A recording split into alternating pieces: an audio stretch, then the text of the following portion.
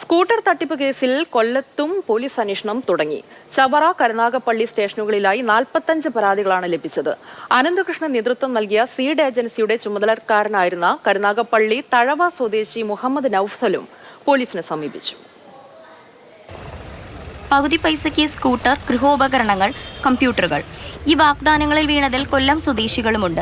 സംഗതി തട്ടിപ്പാണെന്നറിഞ്ഞതോടെ പരാതികളുമായി എത്തുകയാണ് തട്ടിപ്പിനിരയായവർ. ചവറ പോലീസ് സ്റ്റേഷനിൽ മാത്രം 40ഓളം പരാതികൾ. കരുനാഗപ്പള്ളിയിലും ഓച്ചിറയിലും തട്ടിപ്പിനിരയായവർ പരാതിയുമായി എത്തി. ഓരോ പഞ്ചായത്തിലും കമ്മിറ്റികൾ രൂപീകരിച്ചായിരുന്നു തട്ടിപ്പ്. ഇതിനായി പ്രദേശത്ത് സാമൂഹിക പ്രവർത്തനം നടത്തുന്ന ചെറുപ്പക്കാരെ കോർഡിനേറ്റർമാരാക്കും. ആദ്യഘട്ടത്തിൽ പകുതി വിലയ്ക്ക് സാമഗ്രികൾ ലഭിച്ചിരുന്നുവെങ്കിൽ പിന്നീട് നിലച്ചു. ഇതോടെ തട്ടിപ്പിനിരയായവർ രംഗത്തെത്തി. കുടുങ്ങിയതാകട്ടെ കോർഡിനേറ്റർമാരും. അത്തരത്തിലൊരാളാണ് തഴവ സ്വദേശി മുഹമ്മദ് നൌഫൽ. ജാനുവരി, ഫെബ്രുവരി മാസങ്ങളിലായിട്ട് ലാപ്ടോപ്പ്, മൊബൈൽ ഫോണിൻ്റെ പ്രോജക്റ്റുകളും ഫെബ്രുവരി അവസാനത്തിന് മുമ്പായി 2 വീലറും കൊടുക്കാമെന്നാണ് നമ്മളോട് പറഞ്ഞിരുന്നത്. ആ ഘട്ടത്തിലാണ് ഇപ്പോൾ ഇത്രയും ന്യൂസുകളും പുള്ളി അറസ്റ്റ് ചെയ്യപ്പെടുന്ന ന്യൂസുകളും പരാതികളും ഒക്കെ വരുന്നത്. അപ്പോൾ തീർച്ചയായിട്ടും നമ്മളെ വിശ്വസിച്ച് ഇതിലേക്ക് പൈസ അടച്ച ആളുകളുടെ പൈസയ്ക്കൊരു സുരക്ഷിതത്വം ഉണ്ടാക്കേണ്ട ഒരു ആവശ്യം നമ്മുടേതാണല്ലോ.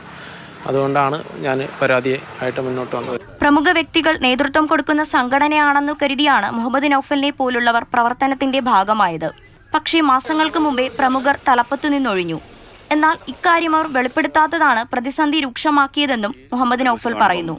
ആൻകുമാർക്ക് അടക്കമുള്ള ആൾക്കാർ ഇങ്ങനെ വരുന്നു. അവരൊക്കെ സജീവമായി ഷൈഗ്രാമിൻ്റെ ഒക്കെ ചുമതലകൾക്ക് ഇരിക്കുന്ന ഒരാൾക്കാരാണ്.